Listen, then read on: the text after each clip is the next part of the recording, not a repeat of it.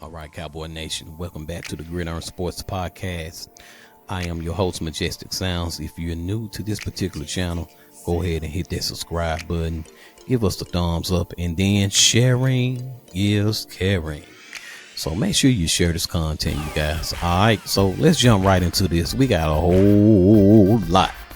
We got a whole lot to talk about. We got to talk about the Johnathan Mingo situation. We got, first and foremost, we got to talk about that Prescott. We got to talk about Trey Lance. We got to talk about Cooper Rush and Rush We Trust. Who else we got to talk about? And we got to talk about everybody that's on the injury report. Mainly Dak. For those of you who don't know, let's start out talking about Dak Prescott. It ain't looking good. The hamstring is worse than what people expected. So it's darn near the meat is coming off the bone. It's halfway off the bone. Is what I've heard about the hammy. So he's going to be out more than 4 weeks now after this, Cowboy Nation.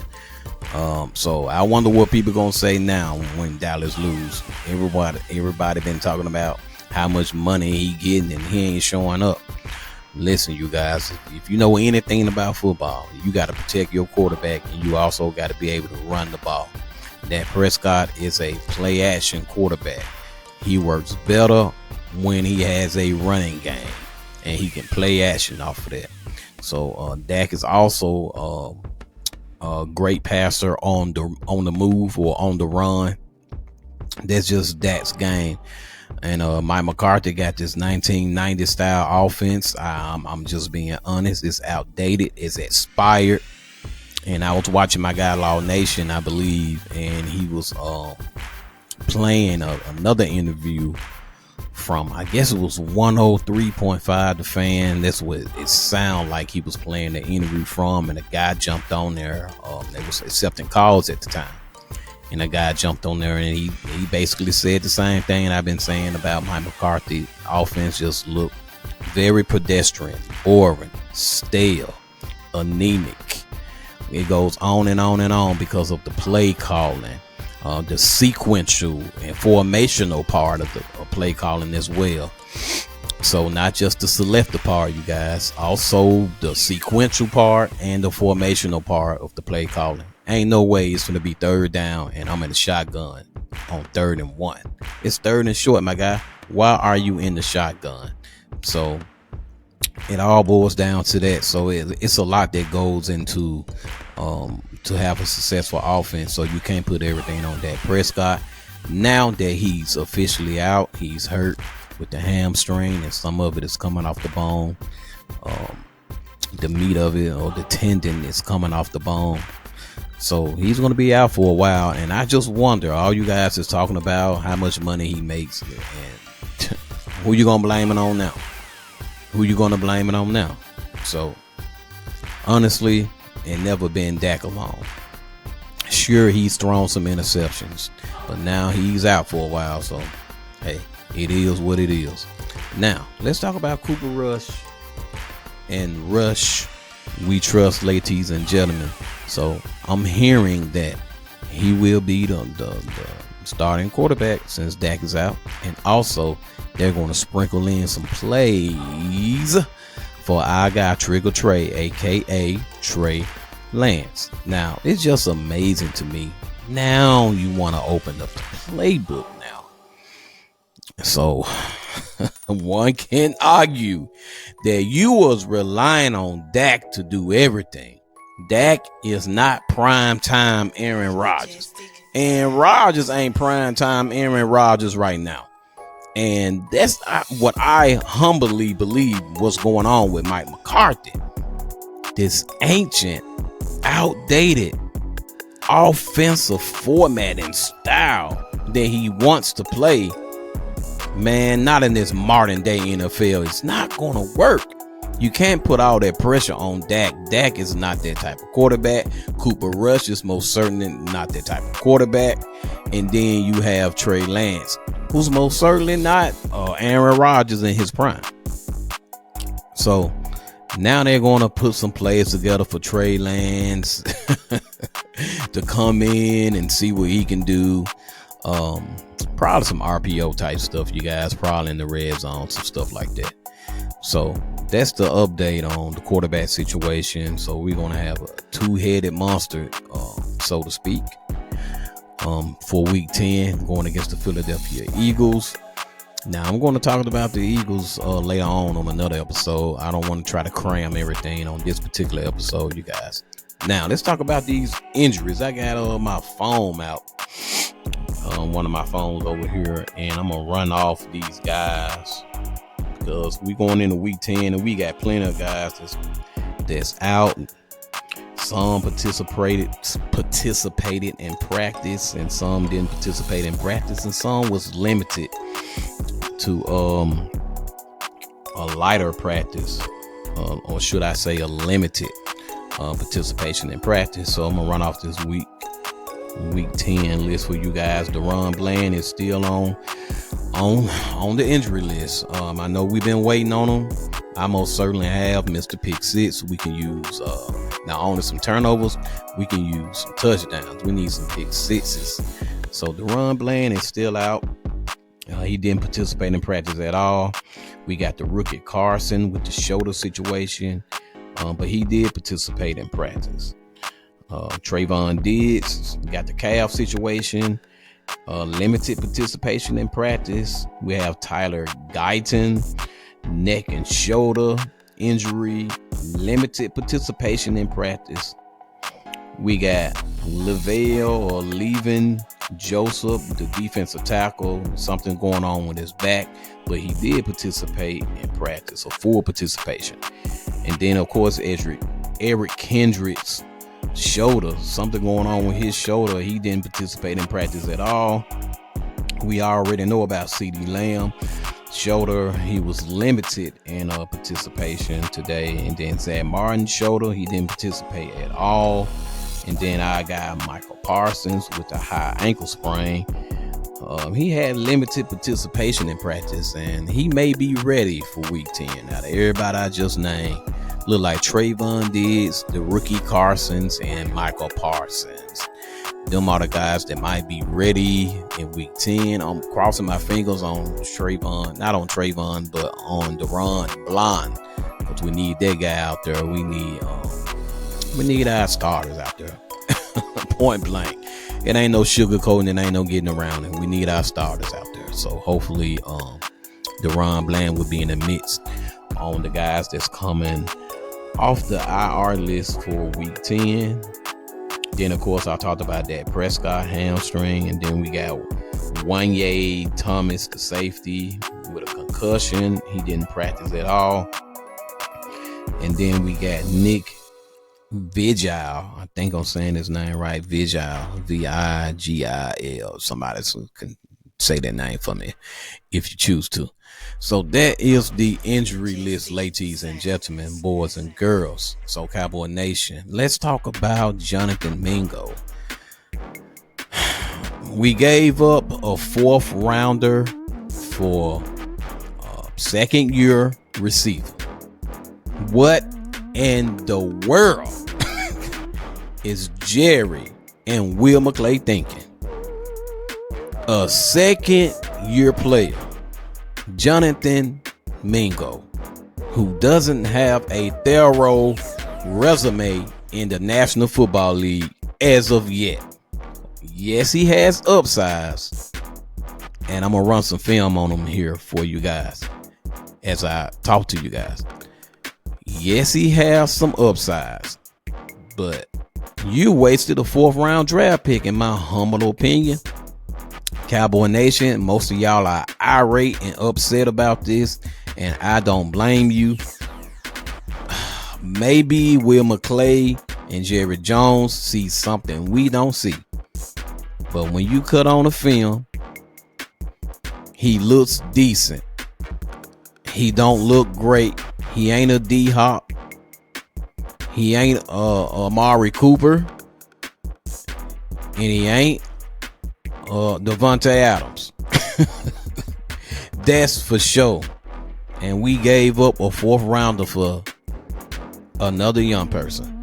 Now, I understand young people are the future.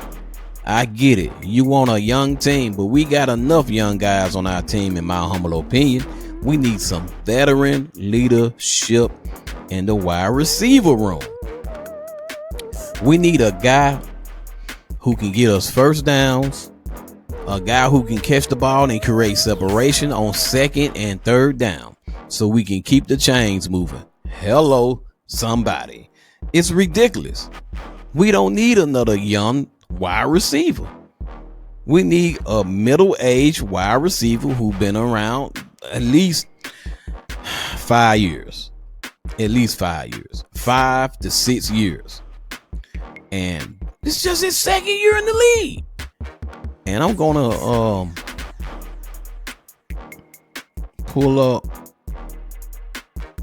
and compare him to my guy Jalen Tolbert. Now, Jalen Tolbert been in the league 1 year longer than him. Why would you get another young guy? Now, shout out to Jalen Tolbert. He's doing great. He's developing great. Some may argue that he could be a little better, but I think he's developing pretty good. One may argue that Jalen Brooks is not developing as quick, but Jalen Brooks was drafted in the 7th round. Jalen Tolbert was drafted in the 3rd round, and Mingo Johnson was drafted in the 2nd round, if I'm not mistaken, ladies and gentlemen. So when you look at Mingo Johnson, he's 6'2", 220 pounds, played college ball at Ole Miss. He was drafted last year, 2023. Somebody help me say last year, 2023, in the 2nd round, the 39th pick to the Carolina Panthers. Look at what this guy was able to do in 2023, and let's look at what he's doing now in 2024. All right, so he played in 15 games, as you can see here. He was targeted 85 times. He caught 43 passes. Excuse me, ladies and gentlemen. Excuse me.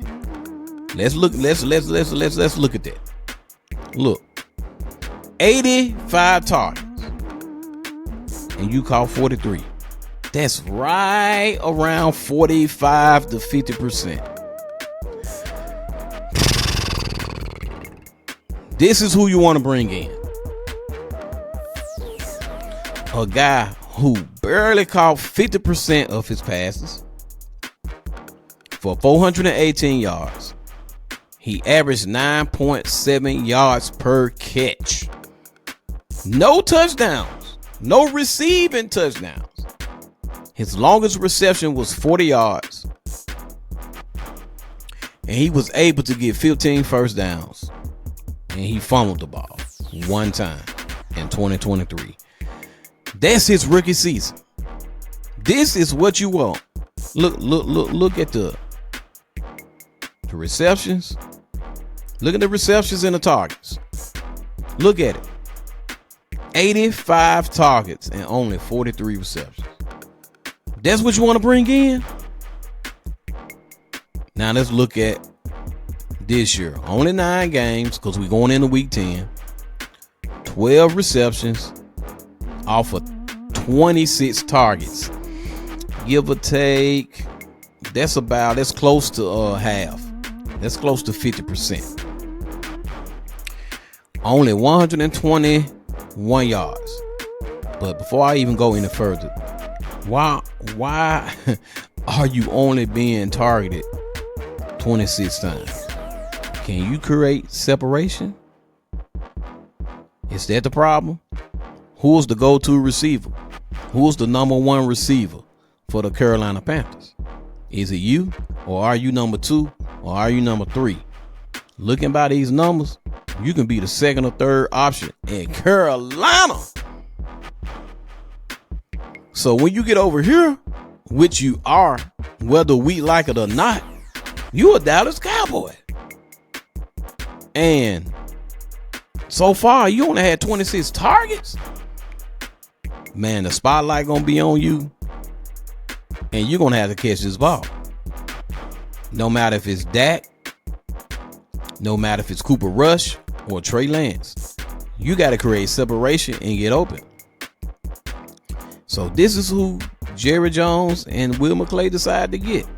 Let's look at the yards again. 121. He's averaging 10.1 yards per catch, which is good. Still, no touchdowns. 35 yards, his longest catch of the year so far, and only 4 first downs so far on the year. To me, he hasn't been targeted enough on the year yet. So I don't know what they think they doing. This guy ain't it. He ain't it. He more like a third or fourth option. He ain't gonna be nowhere near Brandon Cooks when Brandon Cooks get back. Now I know we gotta get a warm body in there, looking like a regular warehouse job at this point. We just want to hire anybody that apply for the application. That's what it look like. This man ain't got no gaudy numbers. Come on. Even with the 85 targets, only 43 catches out of 85 targets. That's right below 50%. Right there at it. It's like 45%.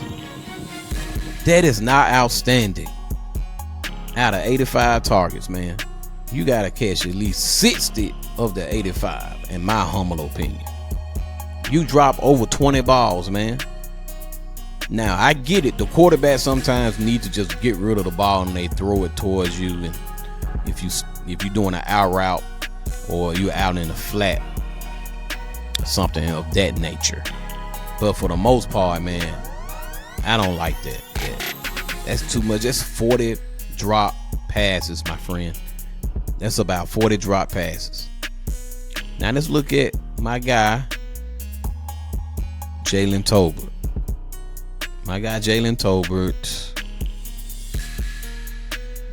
Let me get him. Man, y'all already know my guy Jalen Tolbert. 6'1", 195. College, South Carolina, or should I say South Alabama. Drafted in 2022, so he's been in the league just one more year more. He was drafted in the 3rd round, the 88th pick to the Dallas Cowboys. All right. So his first year, he didn't do nothing. He only played in 8 games. Only was targeted 3 times, you guys. But he caught 2. He was targeted 3, but he caught 2 of the 3. Hey, that's 90% right there. 85, 90%. 12 yards, 6 yards per catch. His longest catch or reception was an 8-yard catch. All right, boom. We get that out the way. The very next year, he played in 17 games. He was targeted 36 times. He caught 22 out of 36. Okay, I can deal with that. You were close. That's about 70% of your catches. 268 yards, 12.2 yards per catch with 2 touchdowns. Longest pass, we all remember that Miami game, 45 yards, longest reception. And he was able to get 13 first downs. 13 first downs off of 36 targets. 22 catches out of the 22 catches. 13 of them was first downs. That's productivity. All right, so far, Jalen Tolbert and played in 8 games.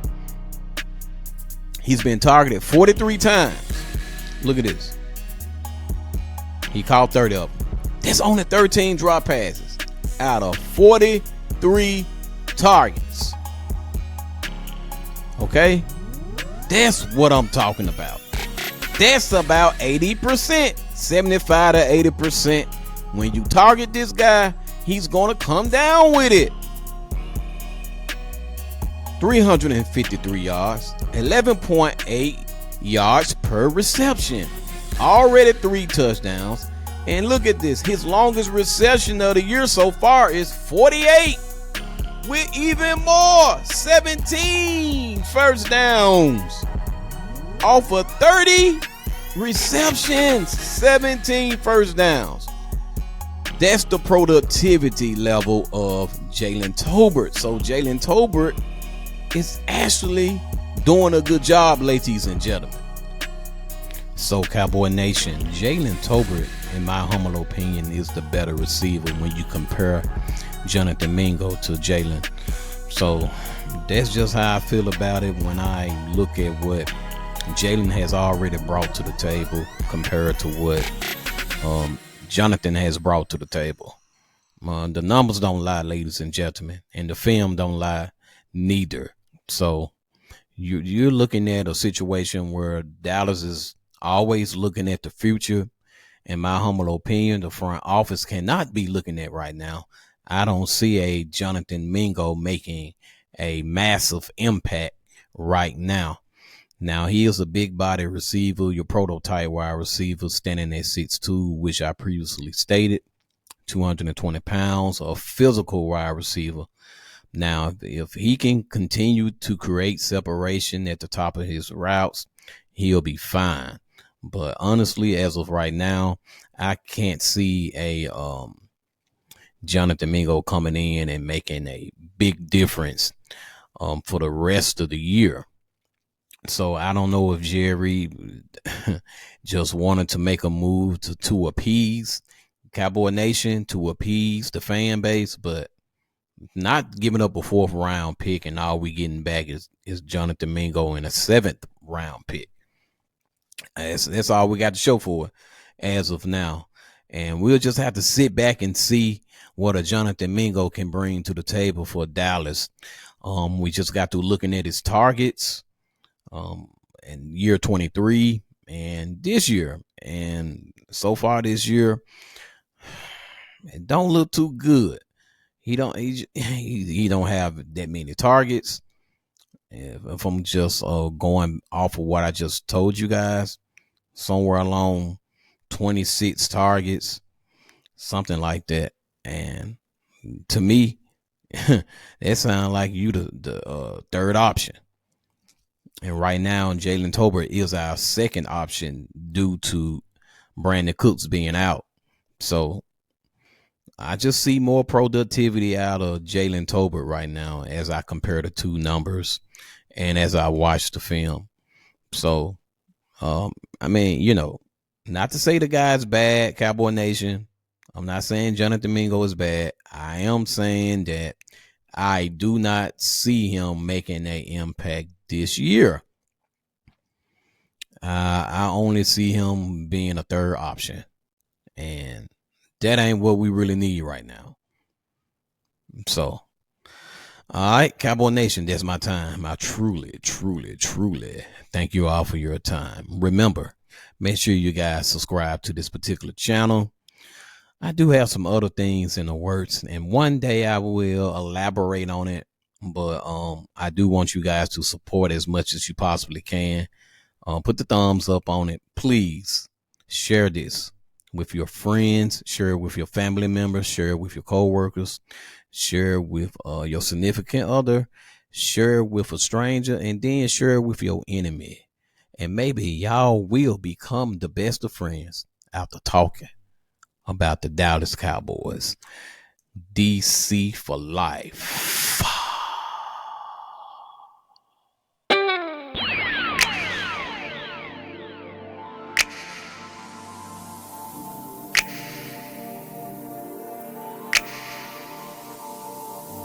Majestic sounds.